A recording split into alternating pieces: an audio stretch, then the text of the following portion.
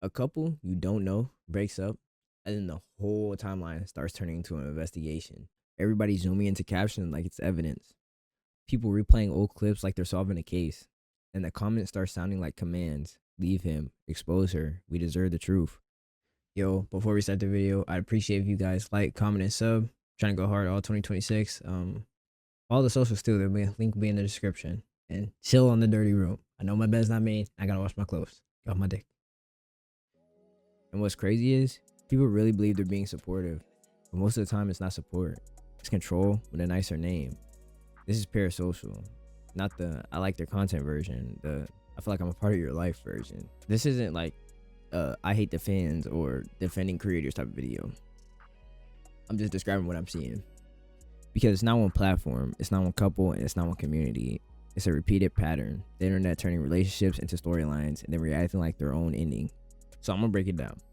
What parasocial looks like right now, why it's getting stronger everywhere, why relationships are the fastest trigger, how the comment section turned into a breakup court, and what the fallout looks like for fans, creators, and platforms. And to talk about why it's blowing up like this, first, we need the definition in plain language. So to me, parasocial is basically one-sided closeness. You feel like you know them, you know their vibe, their habits, their personality shifts, you know their inside jokes. You may even know their lore, but they do not know you. And that's not a diss, this is how it works. The reason it feels different now is because social media didn't just bring fans closer, it made closeness part of the product. So if parasocial isn't new, why does it feel like it's everywhere? I think that's because the internet changed the speed and the intensity. Here's what changed. The exposure is constant. Daily posts create familiarity. Familiarity creates comfort. Creators talk like they're basically talking to you. Direct to the camera. It's basically simulated FaceTime. And then the likes, replies, live, pinned comments, all those small things make everything feel personal. And then the algorithm forces repeated faces. The feed doesn't just show you who you want. It trains you to want what it keeps showing. Subs, gifts, membership, paid communities, it's slowly structured as pay for access. And the reason the structure works is because it connects to real needs. That's the next piece.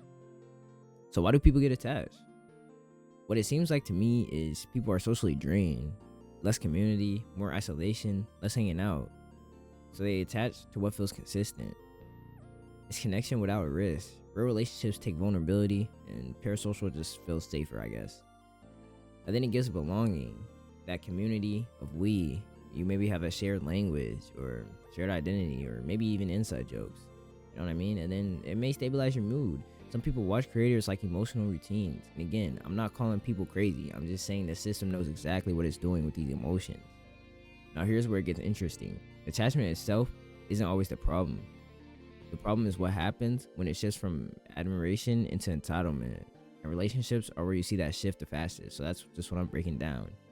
And of course, y'all know I'm going to use the Kristy and Desmond situation and the Yonna and Marlon situation. Just wait, it's coming. This is how it usually goes. I like their content. I watch every upload. I know their story. Now I feel invested. And one day something changes. And instead of, I hope they're okay, it becomes, explain yourself. That's when that vibe flips. And that brings us to the lane I keep seeing over and over. The internet turning breakups into public trials. So this is where I'm going to talk about breakup court or relationship policing. I think this is the most obvious parasocial behavior to me. People speaking on relationships like they have standing in them. Not just opinions, but like actual authority. And these two recent situations show the pattern. So with Kristy and Desmond, the news hit and you instantly saw old posts getting reinterpreted like clues and people acting like they called it, and then comment sections turn into interrogation. It becomes less about their real life and more about the internet trying to force a narrative. I'm gonna show y'all some clips. Women are cooks.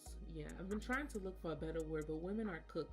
As a married man of 15 years and a semi-serious content creator, it sounds like that man wanted out. If you ever catch your man just looking out the window, looking at trees, he's thinking about cheating on you. First, you got to just work to the beat. Then you got to put your hands on your knees.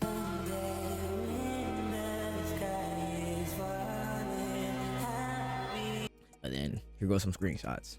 And what's wild is it always starts with something that sounds harmless. I noticed. Like, come the fuck on, bro. It would be like, he hasn't been in videos, she's moving different, or the caption felt cold. The internet treats this as the beginning of the case, and then the feed literally rewards that behavior because the person who catches the sign first gets attention. And then once the crowd is warmed up, the next thing they want is what the internet always wants, and that's the demand for details.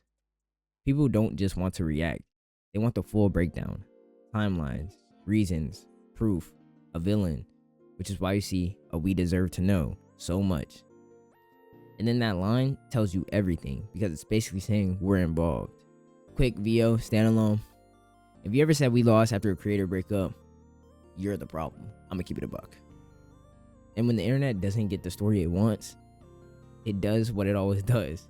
It starts creating a random one.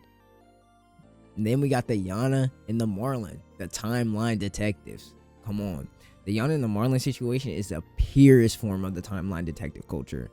One viral clip drops, and instantly people start connecting dots, building a timeline, and accusing people who weren't even on camera, demanding a response from the partner like the public needed closure. It becomes a group project, everyone trying to construct the most satisfying explanation. I'll show y'all some clips. Marlon. Fucking that girl had a man. She's going. Come on, bruh.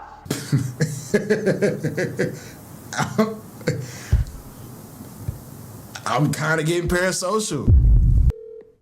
Your call has been forwarded to voicemail.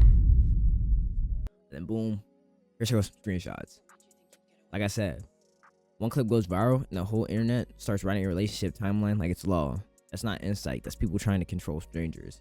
And in both situations, the same thing. The internet doesn't just watch the relationship, it tries to manage them. So this is what the pattern looks like. People confuse exposure with entitlement. Seeing someone's relationship online makes the audience feel like they have a stake in it. So when it changes, they react like they're owed an explanation. That's a shift. It's always been like this, but I feel like TikTok really amplified it and it's just getting out of hand. So what does it do for the fans, creators, and the platforms? On the creator side, it looks exhausting. If your relationship is part of your brand, the audience treats it like the content they're subscribed to. So silence becomes suspicious and boundaries become hiding, and every post becomes something people analyze. And you got the fans. On the viewer side, it trains a weird habit. People start treating relationships like puzzles to solve. They practice diagnosing emotions from one clip. They start getting confident with no context. And then the platforms quietly benefit because drama drives stitches, comments, and watch time. Speculation keeps people refreshing. So the system naturally pushes whatever creates the strongest reaction. What I keep seeing is "I hope they're okay" turns into "they need to explain themselves." That's where it stops being care and starts being control. Now, I don't think the internet is 100% evil. There's a reason people even attach to it in the first place. So let me say what I think is the non-toxic side. But, you know, I don't know if y'all can even say non-toxic. So let me explain what I think the non-toxic side is. There may be a healthy version of being a parasocial, maybe. I don't know.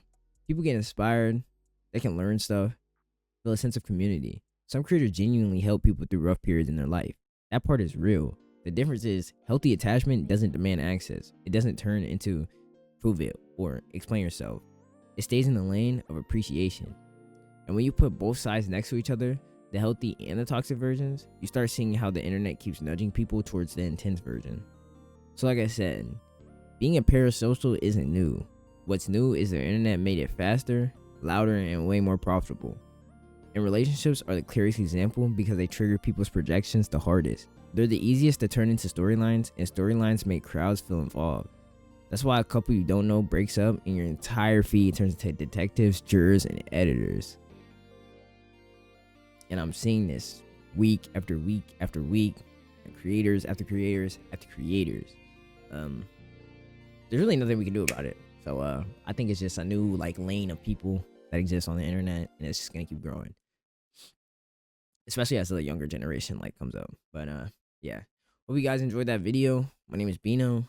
If you stayed, I don't know. Probably chronically online like me. Hope you have a nice day. I'm get right back to it. I'm get floated in time about. I can just see my influence. Yeah, outside we can just rock it out. You don't even know what you're doing. I don't even know this whole.